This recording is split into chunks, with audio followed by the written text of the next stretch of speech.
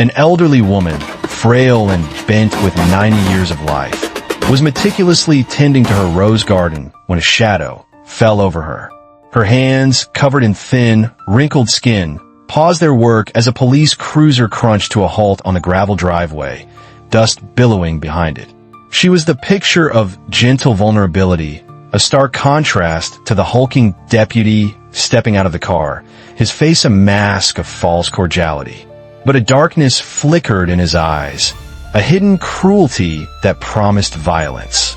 Before I show you exactly what that darkness unleashed, make sure you hit that subscribe button and drop a comment telling us where you're watching from. It helps us know our stories are reaching people all over the world. Now, let's get into it. The morning sun had just begun to warm the vast, quiet expanse of Coyote Creek Ranch. The air at Coyote Creek Ranch tasted of pine and dry earth, a peaceful stillness that had defined the property for generations. This was Alara's world. At 90, her hair was a sparse crown of silver white, and her face was a beautiful map of wrinkles, each line telling a story of laughter, hardship, and survival. She moved with the slow, deliberate grace of the very old, her small frame wrapped in a faded cardigan as she snipped away dead leaves from a magnificent, gnarled rose bush that had been planted by her late husband. This garden was her sanctuary. Her grandson, Jason, had come home 3 days ago. Now 60, his famous face was weathered, but his eyes held the same sharp intensity. He sought the ranch's silence to escape the noise of his world, to reconnect with something real. He was down in the old stables, methodically oiling a worn leather saddle. The familiar sent a balm to his soul. He didn't know that the fragile peace of their morning was about to be shattered.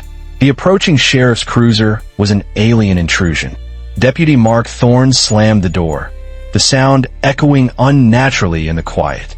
Thorne was a big man, running to fat, with a reputation in the county for having a short fuse and a heavy hand, especially when no one was looking.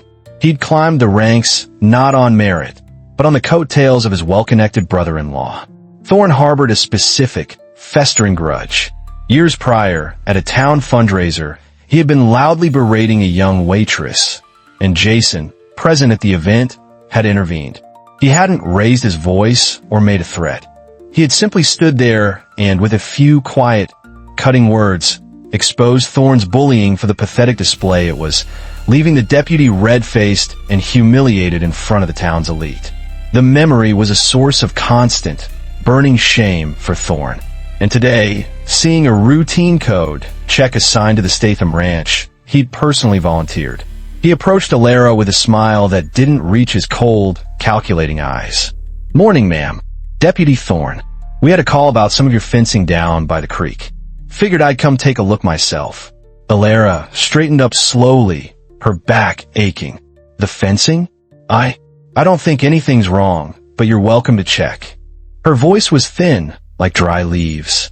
"Appreciate it," Thorne said, his tone overly friendly. "It's way out back past the barn. The report said it's near the old paddock. Why don't you walk me out there? Show me the property line." A prickle of unease ran down Alara's spine. "My grandson Jason, he's in the stables. I can just call him for you." Thorne's smile tightened. "No need to bother him. This'll only take a minute." He gestured with an insistent hand, leaving no room for argument. She was from a generation that was taught to respect a badge, to trust authority. Hesitantly, she followed him, her small, shuffling steps a stark contrast to his heavy, purposeful stride, leading her away from the safety of the house and into the growing shadows of the barn. The path Thorne led her on was deliberately chosen. Winding around the far side of the massive wooden barn, where the chirping of birds was replaced by an unnerving silence. Here, the neatly kept grounds gave way to overgrown weeds and discarded farm equipment. The air grew still and heavy. Alara's initial unease was blossoming into full-blown fear. This wasn't about a fence. Thorne stopped beside a rusted-out water trough, turning to face her. The fake smile was gone, replaced by a sneer of pure malice. "You know, I've been waiting a long time for this," he began, his voice a low growl.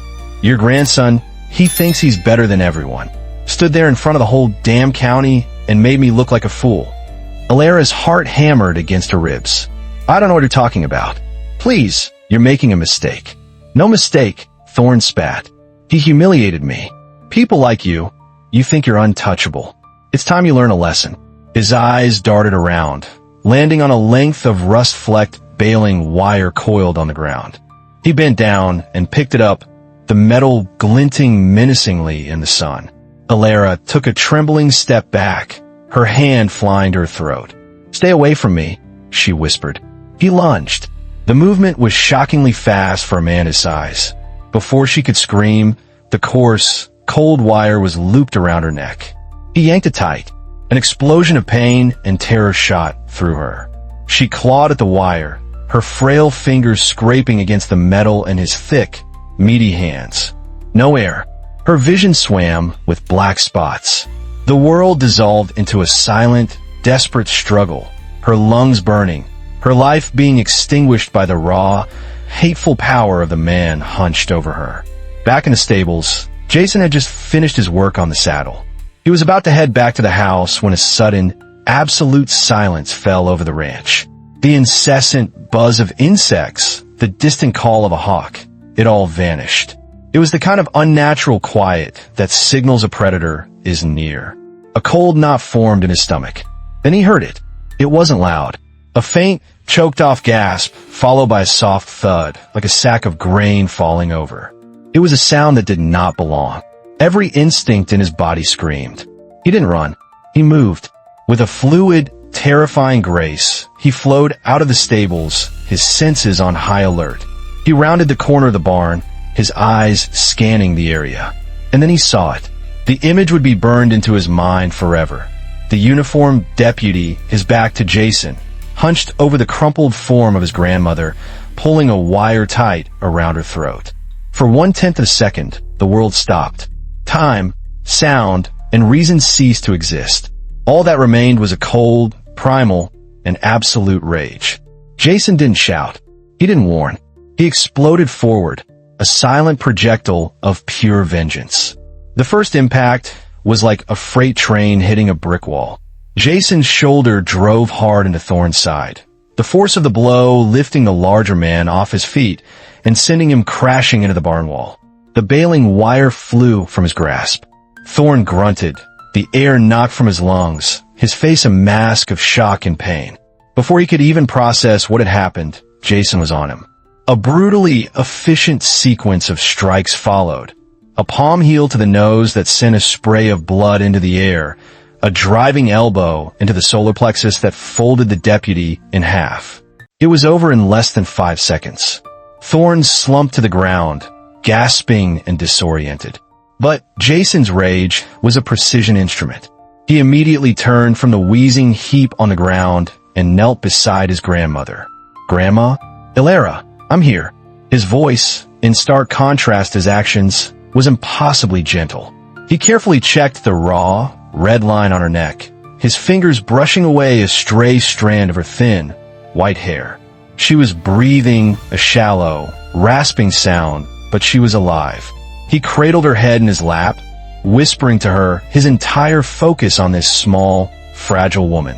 Struggling to his knees, Thorne spat a mouthful of blood onto the dirt. The shock was wearing off, replaced by his usual arrogant fury.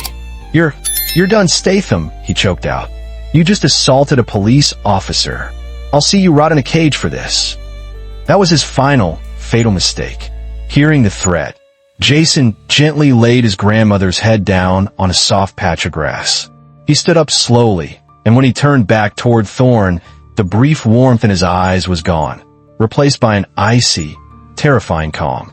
It was the look of a man who had made a decision. He didn't speak. He simply advanced. Thorne, desperate now, swung a wild, clumsy punch. Jason slipped it effortlessly. What followed was not a fight.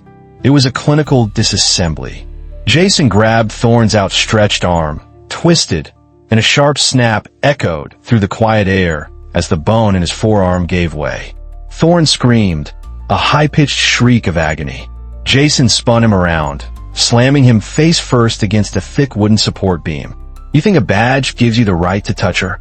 Jason growled, his voice low and menacing, right next to Thorne's ear. He grabbed the deputy's head and slammed it again into the post, dazing him. Thorne crumpled to the ground, his broken arm held uselessly to his chest, sobbing in pain and terror. He was completely and utterly broken. Jason stood over him for a moment, his breathing controlled, then walked to a shadowy corner of the barn. He pointed up. A tiny, blinking red light was just visible near the rafters. "This whole place is wired," Jason said, his voice flat and cold. "Security cameras. They record everything. Every word. Every second." The blood drained from Thorne's face. The last vestige of his blustering authority evaporated, replaced by the stark, cold realization that he was finished. Jason used a length of rope from the stables, tying Thorne's one good hand to his ankle, immobilizing him efficiently. Then he called 911, his voice calm and clear as he requested the sheriff and an ambulance, stating only that an officer had assaulted an elderly woman and was now being detained. Within 10 minutes, 2 patrol cars sped up the gravel road, sirens blaring. Sheriff Brody, a man whose craggy face showed a lifetime of dealing with the worst of humanity, stepped out, followed by his most trusted deputy, Miller. They found a scene of controlled chaos. Thorne hogtied and whimpering on the ground, Jason kneeling by his grandmother who was now conscious, and a damning piece of baling wire lying in the dirt between them. "Jason, what in God's name happened?" Brody asked, his eyes wide. Jason simply nodded toward the camera. "He tried to kill her, Brody. It's all on tape." Miller, a good and honest cop, looked at Thorne with utter disgust before checking on Alara. The evidence was irrefutable. At the county hospital, Jason never left Alara's side.